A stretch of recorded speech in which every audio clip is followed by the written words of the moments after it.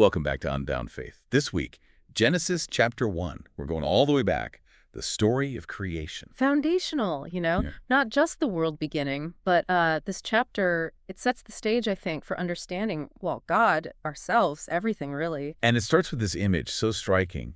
The earth was formless and empty. Darkness was on the surface of the deep. It's almost unsettling, that Yeah. emptiness. Right. And then into that void, the Spirit of God, order, light, sky, land.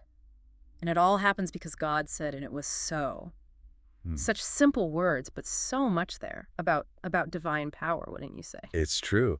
And then it's so structured, the way it unfolds, like a 7-day work week, Yeah. light before the sun and moon, sea Yeah. creatures, then land animals. It's like this deliberate progression. Yeah, definitely. It emphasizes how purposeful creation is. Not random at all, but step by step towards this climax, humanity. And what a statement, right? Let us make man in our image, God says. Like humanity, it's the pinnacle of this whole process. It really highlights how unique our place is in the grand scheme.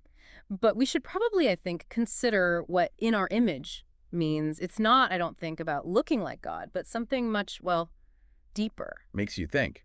Does it mean like our creativity or our ability to make choices? Or could it be that potential we have for love and connection? Oh, good points. Maybe it's all of those things combined, because we were created to, I think, to reflect God's qualities, to be caretakers of this amazing world. And that brings us to dominion. It caused a lot of debate. What does it really mean, having dominion over creation? That's the question. Some people, they see it as permission to exploit. But I think it's more about stewardship. We're entrusted with this incredible gift. And like any gift, I think it's our responsibility to care for it, to cherish it. And caretaking is not just about like the environment, is it? It's how we treat each other, how we use what we've been given, how we live our lives in a way that honors the Creator, I think. Exactly. Genesis 1. It's a call to take responsibility, a reminder that we're part of something so much bigger than ourselves, and our actions matter. Even the small ones, they have an impact. It's humbling, when you really think about it, this incredible world, and it's entrusted to us. It really is. And that idea, that meticulous care, it's woven all through this chapter, isn't it? God creates something, creates each element, but he doesn't just move on.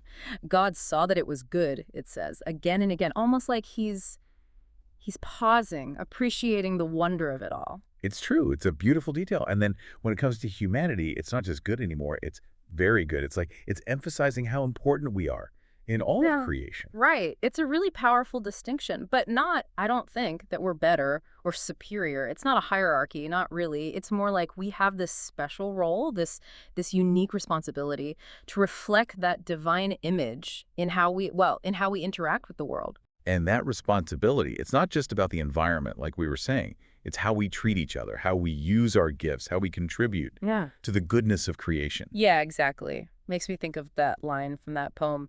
To see a world in a grain of sand, and a heaven in a wildflower, hold infinity in the palm of your hand, and eternity in an hour. That feeling, that awe, and knowing we're responsible, it's all there in Genesis 1. It really is. And it makes you think, if creation shows us God's goodness, then what we do, how we treat this planet, each other, it says something too, doesn't it? Absolutely. Polluting the oceans, ignoring injustice, taking advantage of people who are vulnerable. Those actions, they go against everything Genesis 1 is about. Like we're ruining some masterpiece. Yeah. Disrespecting the artist by harming their art. What an image. We're not just hurting the planet, we're dishonoring the creator and the gift of life itself. So where do we go from here? How do we take this ancient text and actually live it out in our world today in a way that honors, I don't know, both God and creation? Maybe it starts with that awe we were talking about, remembering that everything's connected. The air we breathe, the water we drink, even the people we meet. It all comes from that same creative force. It's about realizing, I think, that what we do has ripple effects. That even small things like, I don't know, using less plastic or helping someone who's having a hard time, it all matters in the big picture. Yeah, that's it. And it's not about, getting overwhelmed by how big the task is, but realizing how powerful our everyday actions are, really. So it's about being mindful of what we buy, speaking up for what's right, being good neighbors, in every sense of the word. Yeah, exactly. Living in a way, I think, that honors how much goodness and beauty there is, woven into everything, really. It's about reflecting that very good, putting it back out there into the world. I like that. Reflecting the very good. That's a beautiful challenge, isn't it? Taking this old, old story and letting it change how we treat, well, the world, each other, even ourselves. It is, and it's a challenge I think that we face, well, not just on our own, but as communities, as part of this global family, all of us. We've covered a lot today, that's for sure. From nothing to this amazing life, from God's power to our own responsibility as humans. It's amazing when you think about it, how much is packed into just one chapter Mhm. of Genesis.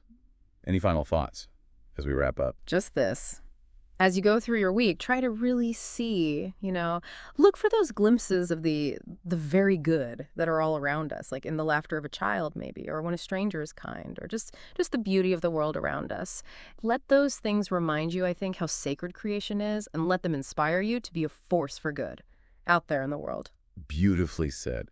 And on that note, this is Unbound Faith, reminding you that you are a part of something truly incredible.